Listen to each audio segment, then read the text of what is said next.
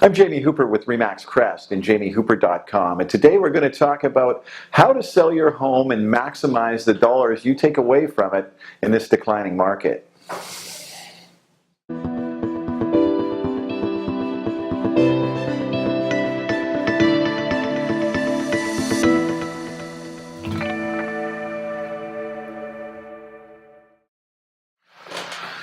So today, as I said, we're going to talk about how to sell your home in a declining market. And I'd just like to first of all remind you that if you like these videos that we do, we'd really appreciate it if you either click the like button or subscribe to our YouTube channel after you've watched the video here. So let's talk about what's happening in the market in general. So we're seeing a softening trend. It's been going on in the detached housing market for a couple of years now, pretty much.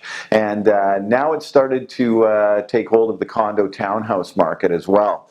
If we have a look over the last 6 months, and this is for the entire GVRD, the entire Real Estate Board of Greater Vancouver. So detached sales in the last 6 months, you're saying your value is down 5.8%.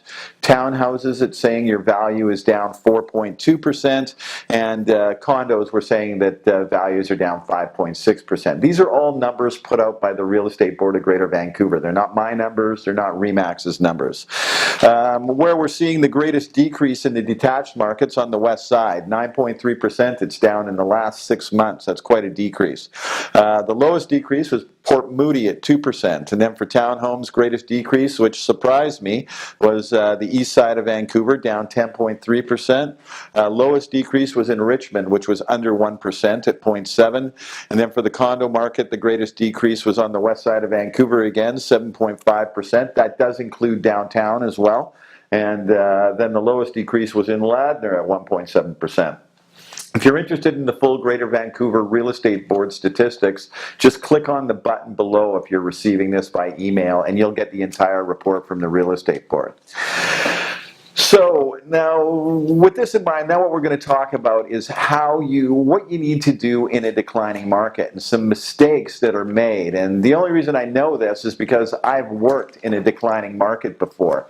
From 2001 to 2018, we've had a market that's shot pretty much straight up, except for a couple of blips. One, the U.S. Banking crisis in 2008 and 2009. Then we had a little slowdown in 2011 as well. But pretty much for 17 years, this market has gone straight upwards. So back in the 90s, I'm dating myself here, we had a declining market between 1993 and 2001, and it's bringing back lots of things that I remember now on what the different types of markets are and what you need to do to get your house sold. So first of all, there's two things to remember. Excuse me. Number one, if you paid $300,000 for your property in 2006, and today it's worth, or last year it was worth $800, and now this year it's only worth $700. Well, you didn't lose $100,000 there. You're up ahead. You're $400,000 ahead on the property. You have to look at it from that way. It's like a stock. If you bought a stock that went from $1 to $4 and then you wound up selling it at $3.50, well, you made $2.50 a share. You didn't lose that 50 cents a share because you didn't sell it 6 months earlier. And that's really important to remember, because if you're selling in a slow market and you're going to buy again, well, it doesn't make any difference. If you sell in a slow market, you buy in a slow market. If you sell in a hot market, well, you're going to buy back in a hot market as well. So people really need to wrap their heads around that part of it to ensure that they don't make any mistakes. So let's talk about how real estate marketing has evolved. If you went back into the 1960s and listed your home for sale, you would call a realtor, and only that realtor could sell your home. The one that you called was responsible for finding the buyer and the seller. And this would be in the early 1960s. That all changed sometime in the mid-1960s, 65, 66, something like that. So how the realtor did it in those days was they would go put a for sale sign in your lawn. They would do classify qualified ad in the newspaper, and they would do open houses to find buyers. Well, that has completely changed, but some people still think those are the things that we need to do to get your property sold. Technology has changed a lot, and mostly every business in the last 50 years, and it's changed real estate as well. Nowadays, there's a lot more pre-planning involved to get your home sold. The first thing I would do if I was going to sell my own house is I would get it professionally staged. You can get staging done quite affordably. I just staged a 900 square foot condo for $2,000, and that includes the first 2 months of the furniture rental.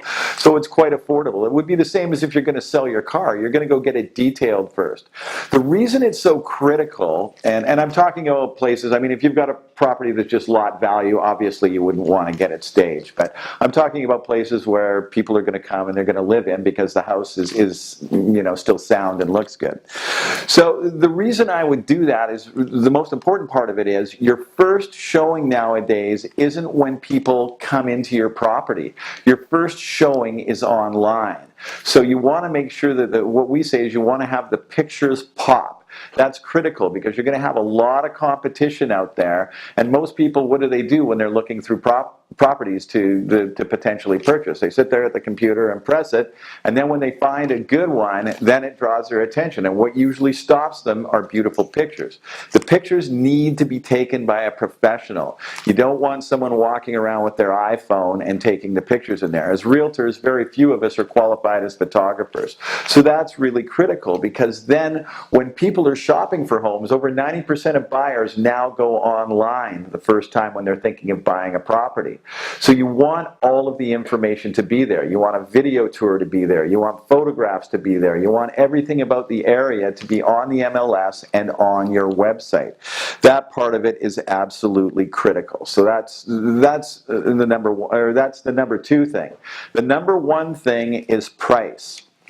You cannot overprice your home in this market and expect to have success. You have too much competition out there. In a hot market, if you overprice your home by 5%, well, if the market keeps climbing for 2 or 3 months and you've overpriced it and you're sitting there 90 days later, the market will eventually catch up with you, and you probably will, in that type of market, be able to get your price eventually.